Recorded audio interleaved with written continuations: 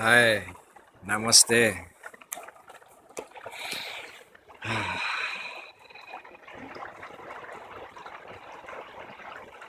How are you today, my friend, my sister, and my brother?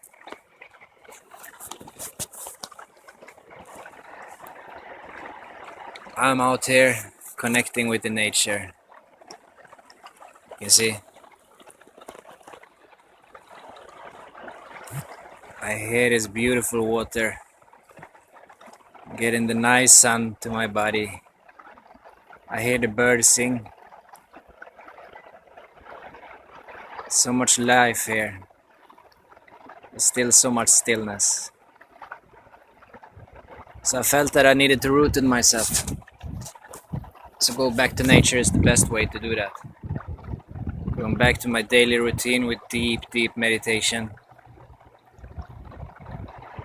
to find myself again. I know many of us, we are struggle, we are suffering. Why are we suffering? Because we identify ourselves with what we are not.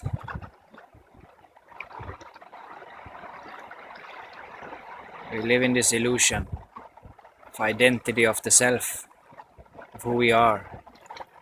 There's a lot of there's a lot of ignorance. There's a lot of ego. There's a lot of mind.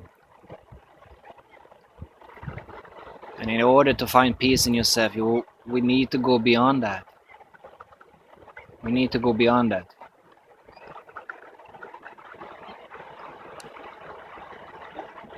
Because in the silence,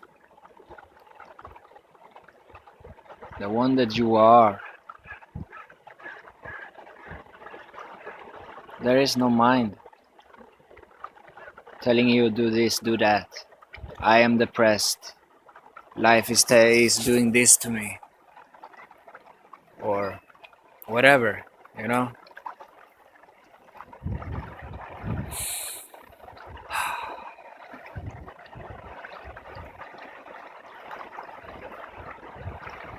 The spring is coming very late up here in Tromsø. It's in the northern Norway. But now I can see some flowers. We have to be like the lotus flower. The lotus flower is growing up through the mud and open up and shine. It's the same thing with us. We just have to grow up through all the illusion and all the bullshit that is around us. We just have to be silent and still and just grow.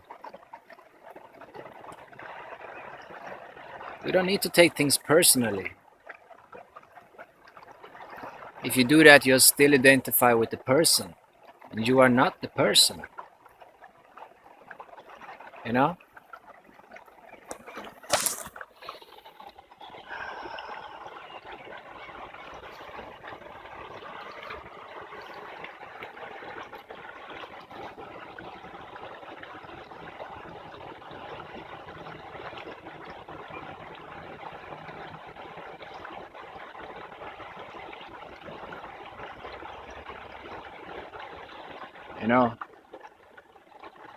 We are just reflection and mirrors of each other's. My soul is your soul. We're just reflecting each other. So if I say something you can relate to, or maybe you feel love, you feel a positive energy when I talk to you, it has nothing to do with me. It's just the same energy that lays deep within yourself. If I make you mad, that is because there is still a lot of ego inside of you. A lot of resistance. I felt this resistance today when I was doing the meditation. I was sitting for a while and I was like, my mind started to, there was this fight between myself and the mind.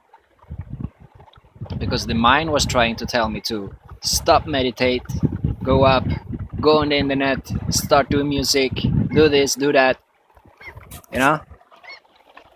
But I observed that and I went through that. I just did a few breathing techniques and I went through that, and suddenly it was gone. The mind was still, and I felt the goosebumps through my whole body, and I started to cry.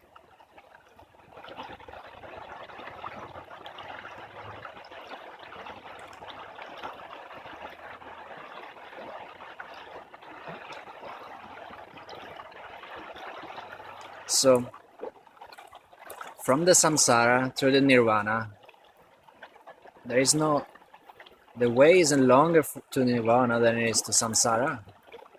You know? The illusion we are living here, the things we think we are, things we are doing, this matrix we are stuck in, the nirvana is within yourself. It's not that far away, it's very close.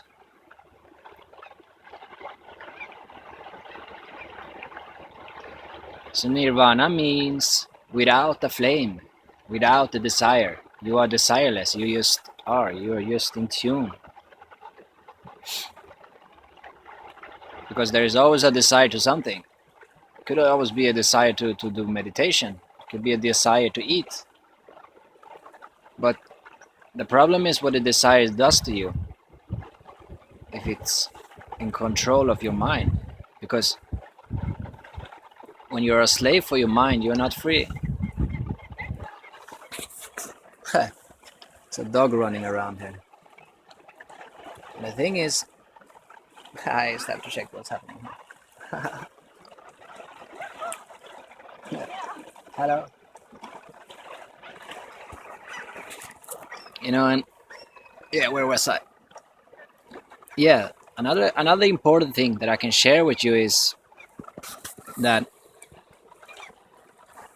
your mind, for example, if you want to grow spiritually, you want to get in contact with yourself,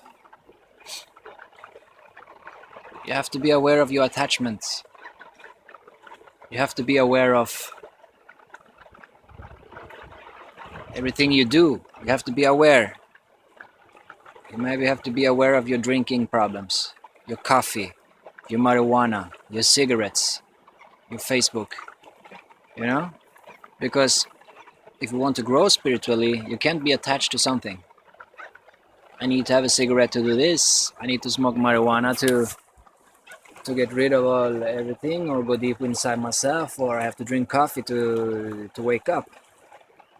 Then you are still in your mind, and you will not grow as fast spiritually as you will without, because you're still stuck in the mind. It's just a mind. It's just a mindset.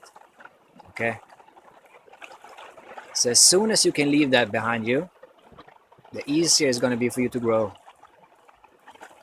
Okay? And I'm not reading from a book, I'm reading from my own experience. Alright? Just being a vegetarian for 8 years has made my whole system different, you know, for another being that has maybe eating meat every day. Because my body is so pure now. So whenever I get something in my body that I'm not used to, I can feel it right away. And I also know how my body is reacting to it. I want to put positive things inside of my body. I want to put light inside of my body. I don't want to have a graveyard inside of my body. You know?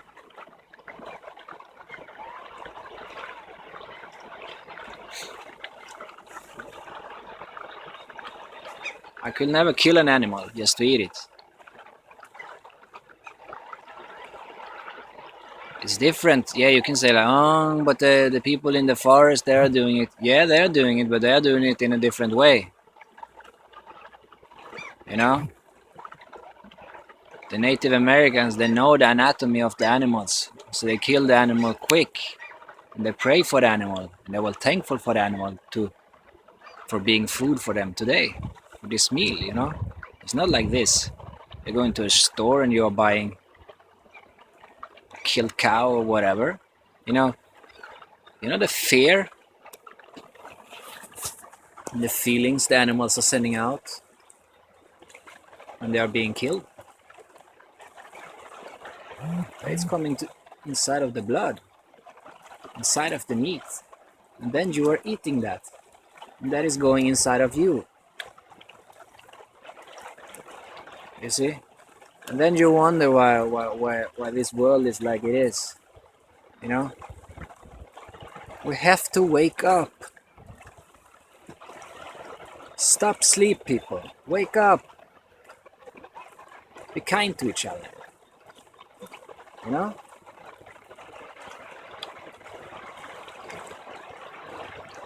As long as we are in this illusion, it's gonna be as it is, you know?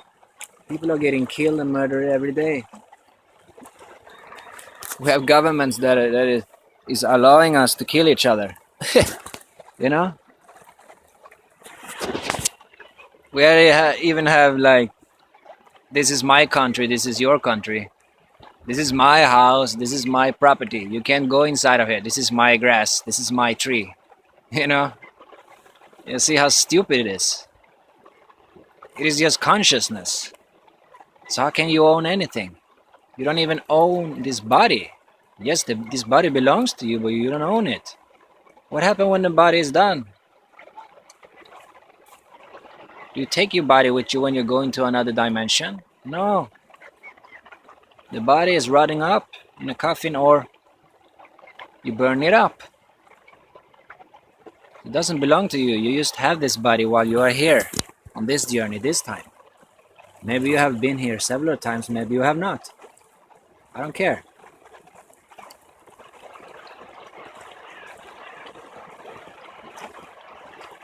But please, open up your heart.